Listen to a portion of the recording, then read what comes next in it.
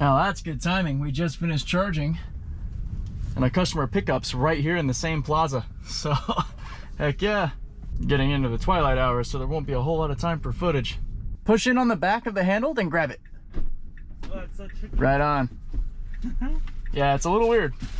It's because I'm a full self-driving beta tester and I have a channel where I have the autopilot and such, yeah. Oh, what's the name? It's called Cyberlift. Cyberlift. Yeah, it's spelled with no vowels, C-Y-B-R-L-F-T. I'm actually curious if the car will be able to get onto the 5. This is a really difficult 5 entrance for the autopilot. Well, we're about to see it, right? Oh yeah. It's probably about an 80 to 90% chance I'll have to take over. You know your car better than I do, you know? As long as you're being safe, getting me there safely. Oh yeah. We're good. Absolutely. You couldn't be in a safer car. How many humans are around right now? Yeah, humans suck at driving. Oh, I love it. Come on. There you go. This part's easy. It's the way that this on-ramp is laid out. It's such a quick right dive that it's not something you would think is hard, but even like a person, if you've never taken this ramp entrance, you might go, what the hell? Yeah, because we probably usually miss it right here. Yeah. Let's see. Come on. Yep. Not today. But that's how fast I can take over. No, I trust you still, but you know my reflex are still gonna. Oh sure, yeah.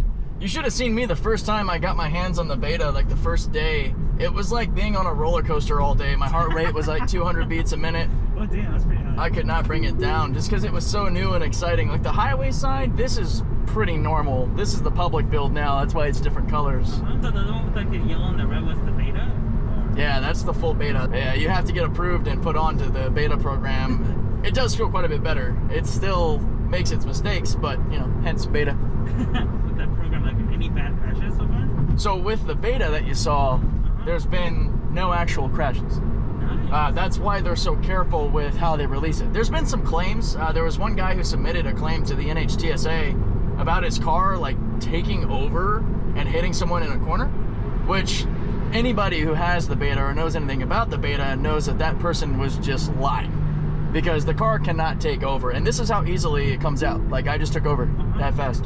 Like, and it can't re-engage itself. So that person was just flat out lying. But that never actually got shown to be an actual accident. It never was reported any further. There have been a few accidents on, you know, the public build, just throughout the years, because this has been around for 5-6 years. And owners get complacent because the system is good enough that they start to do things they shouldn't do. We are responsible for anything our car does, and every time, like I'll show you here, when I engage full self-driving, it says keep your hands on the wheel, be prepared to take over at any time. Yeah. It says that every time. Like, no, the only reason why I ask is because I know sometimes, well, back when my first year of college, I was doing programming, and I was really messing with cameras. I never got good enough to like release any of the software that I made, but it always had an issue recognizing like poles and just humans from afar. Yeah. So I was just wondering, because like it was just like a personal curiosity. Like, oh, totally. It's like that's one of the biggest controversies, if you want to use that word, from other companies criticizing Tesla for going with a camera-only system now. They've actually eliminated radar too, and it's all computer vision. But it was discovered through the process of trying to solve the hard problem of AI that in order to solve to solve full self-driving, you need to solve real-world AI. And that's effectively what the autopilot team at Tesla is doing. They're actually solving deep learning computer vision. What you're pretty much going to need for this to function in the real world around people and to make active decisions and to adapt.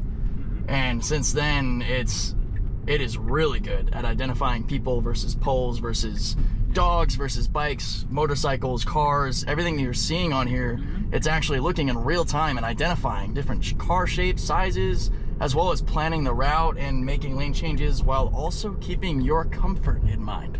It doesn't want to like speed up and get over real fast or slam on the brakes and get over. Generally, like, this finesse is the goal. And long story short, it's still a hard problem and it's not completely solved, but the improvements have been insane.